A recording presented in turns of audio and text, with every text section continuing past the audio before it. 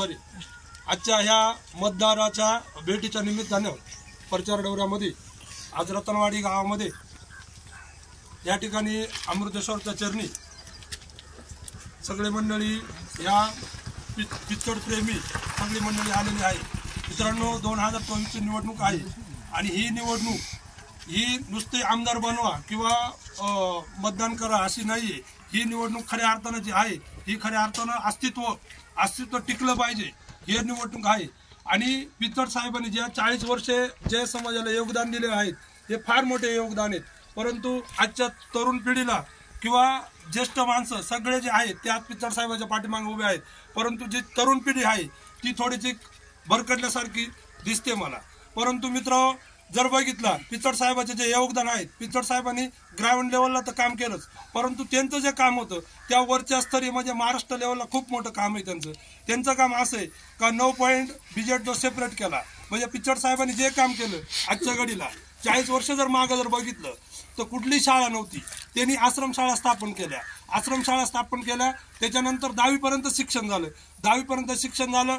Double साहेबांच्या डोक्यामध्ये असं आलं का 10वी पर्यंत शिक्षण होऊन माझ्या आदिवासीच्या मुलाच्या पदरात काहीच पडू शकत नाही, म्हणून जर उच्च शिक्षण घ्यायचं असेल तर पुणे, मुंबई, ठाणे, नाशिक, नगर या ठिकाणी जावं लागेल। आणि त्या ठिकाणी गेल्याच्या नंतर माझा आदिवासीचा मुलगा हा कसा राहील आणि काय खाईल, कुठं राहील आणि त्याची हालाकीची परिस्थिती असल्यामुळं तो पुढे शिक्षण घेऊ शकत नाही, म्हणून पिच्चड साहेबांनी पूर्ण महाराष्ट्रामध्ये हे आदिवासी बिजेटमधून सगळे वैष्टेल स्थापन केले। आणि वैष्टेल स्थापन झाल्याच्या नंतर आदिवासीचा मुलगा आहे तो डॉक्टर झाला, इंजिनियर झाला, शिक्षक झाला, जे काही नोकऱ्या असतील म्हणजे लाखो हजारो नोकऱ्या मुलांना मिळाल्या। आणि नोकरी मिळाल्याच्या नंतर तो मुलगा त्याचं लग्न झालं, बायको केली, गाडी घेतली आणि नंतर गावाकडे येताना आणि आजच्या घडीला तो जर म्हणत असेल 40 वर्षामध्ये जर काहीच झालं नाही तर मित्र त्याला बोलायला आपल्याकडे शब्द शिल्लक नाही।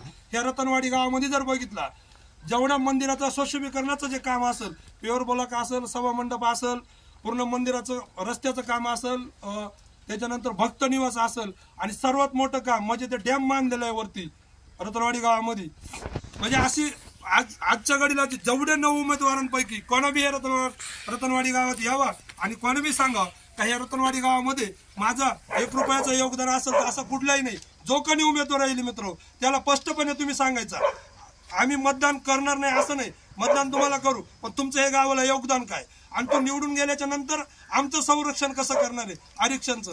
आज जर बघितलं सुप्रिया सुळे म्हणती मी पूर्णपणे माझा पाठिंबा आहे धनगर समाजाला आरक्षण देण्यासाठी। त्याच्यानंतर जो स्टार प्रचारक आहे पवार साहेबांचा निलेश लंके त्यांनी बी जार काढला, तो जार असं आहे तो जार हे म्हणतो का 17 सफरवरच्या ज्या जागा आहेत त्या जागा जर भरल्या पेसामधल्या तर इतर जो समाज आहे त्यांच्यावर अन्याय होईल। परंतु हा जो साहेबांनी पेसा कायदा आणला हा पेसा कायद्याचा जर पूर्ण महाराष्ट्रातले आमदार जर अंमलबजावणी करीत नसतील आणि जर अशा लोकांनी जर तुम्ही निवडून दिला तर 100% मित्र आदिवासीचा घात झाल्याशिवाय राहणार नाही। म्हणून येत्या निवडणुकीमध्ये असा कोणताही चुकीचा विचार न करता जे माणसांनी 40 वर्षे आपल्या समाजाचं आरक्षण टिकवलं आणि सातत्यानं भांडत राहिलं, इथून पाठीमागे आरक्षणच्या खूप मोठ्या त्यांनी संकट आणले आणि त्याला एकमेव माणूस जर कारणीभूत असेल तो म्हणजे शरद पवार। गवारी हत्याकांड झाला ज्या वेळेला नागपूरला हिवाळी अधिवेशन चालू होतं त्यावेळेला गवारी समाजाचा मोठ्या प्रमाणामध्ये तिथं मोर्चा आल्याच्या नंतर त्यांची एकच मागणी होती, ते आरक्षण नव्हते मागत। त्यांचं असं म्हणणं होतं की आम्हीच आदिवासी आहे म्हणून आदिवासीचा दर्जा हा तुम्ही आम्हाला द्या। त्यावेळेस मोठी जाळपोळ झाली, साहेबांचे फोटो जाळले, दगडफेक झाली, काही जणांचे मृत्यू पण झाले, पण त्यावेळेस साहेबांनी आदिवासी मंत्री असताना डायरेक्ट राजीनामा दिला का जर मी असताना जर माझ्या समाजावर जर अशी गाथा येत असेल तर हा माझा राजीनामा, तुम्हाला जे करायचं ते करा। आणि जर असा मोठा माणूस आज जर हे माणसाला आपण जर निवडून देणार नसेल तर 100% आपल्या समाजावर गदा आल्याशिवाय राहणार नाही। काही आपले आदिवासीचे बी असे आमदार आहेत, सुनील भुसारा असेल, ह्या माणसांनी आज त्या पत्रकावर सही केलेली, यांचा उद्देश काय आदिवासी बहुल मतदारसंघातून तुम्ही निवडून जाता म्हणजे तुम्ही आदिवासी आहेत म्हणून तुम्ही आमदार होणार आहेत, पण तुम्हाला जर त्या समाजाचीच जर काळजी नसेल तर ह्या लोकांना मतदान करून फायदा नाही। म्हणून कळकळीची एकच विनंती आहे की येत्या 20 तारखेला रिक्षा चिन्ह आहे, भाऊंचं भाऊ अपक्ष आहे आणि त्या रिक्षाच्या चिन्हाचं पुढचं बटन दाबून आणि मोठ्या प्रमाणात मध्ये विजय करावा हीच माझी विनंती आहे. आणि आजच्या घडीला ज्या अकोला तालुक्यामध्ये जेवढ्या संघटना असतील त्या काही संघटना आज राजकारणामध्ये येतात आणि प्रचार करतात. माझं त्या संघटनेला एकच सांगणं आहे का तुम्ही एकतर पक्ष काढा, नाहीतर राजकारण करा, नाहीतर समाजकारण करा, नाहीतर तो विषय तुम्ही सोडून द्या. पण ह्या आदिवासी समाजामध्ये जर कोणी विष कालवायचं काम करीत असेल ते आम्ही कधीही खपून घेणार नाहीये, कधीच खपून घेणार नाहीये. नाहीतर त्यांनी आजपर्यंत सांगावं आम्ही 40 वर्षामध्ये या समाजाचं, आदिवासी समाजाचं हे प्रश्न सोडवलेत.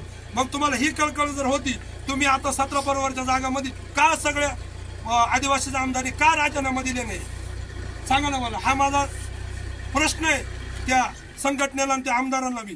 आजच्या घडीला तुम्ही 12,000 जागांचा आजच्या घडीला आपला नुकसान आहे मित्रांनो. 12,000 जागा आहे महाराष्ट्रामध्ये, 17 परवरच्या जागाच्या भरायच्या होत्या. 12,000 जागाचं नुकसान केलंय केवळ हे चुकीचे आमदार निवडून दिल्यामुळे, यांच्या मूर्खपणामुळे आज आपल्या समाजावर ही वेळ आलेली. आणि ही वेळ जर कधी येऊ द्यायची नसेल तर आपल्याला 20 तारखेला एकदम विचार करूनच मतदान करायचे. क्वाटरी पैशाला बोलू नका, आयुष्य काढावं. आपलं आयुष्य बदलायचं जर असेल तर आपल्याला पिचड साहेबांच्या मागच जावं लागेल, याच्याशिवाय पर्याय नाही. पिचड साहेबाचं 40 वर्षाचं आयुष्य जर बघितलं तर त्यांनी जेव्हा जेव्हा आपल्या समाजावर वेळ आली त्यावेळेला कधीही तडतोड केलेली नाही. तुम्ही संघटना बिंगटना यांच्या काही नादी लागू नका. हे फक्त काय करता, वेळेला पैसे घेता आणि एखाद्याचा झेंडा हातात घेता. या सगळ्या विकलेल्या संघटना आहेत असं माझं जाहीर मत आहे. नाहीतर सगळ्या, आणि तो कोण, तो सावंत, तो डॉक्टरचा तो स्टार प्रचारक सावंत बिन सावंत, त्याला म्हणा तुला साहेबाबद्दल बोलायचं असेल ना, हे मारुती भांडीची गाठ घे जाहीरपणे आणि पत्रकार बोलव समोर. तू तिकून बस आणि मी इकून बसतो आणि कोणी 40 वर्षात काम केलं ना हे आपण दोघं बी सामने सामने बसून त्याच्यावर चर्चा करू. असं इथं आणि कोणावरही बोला 40 वर्ष असं काही होत नाही मित्रांनो.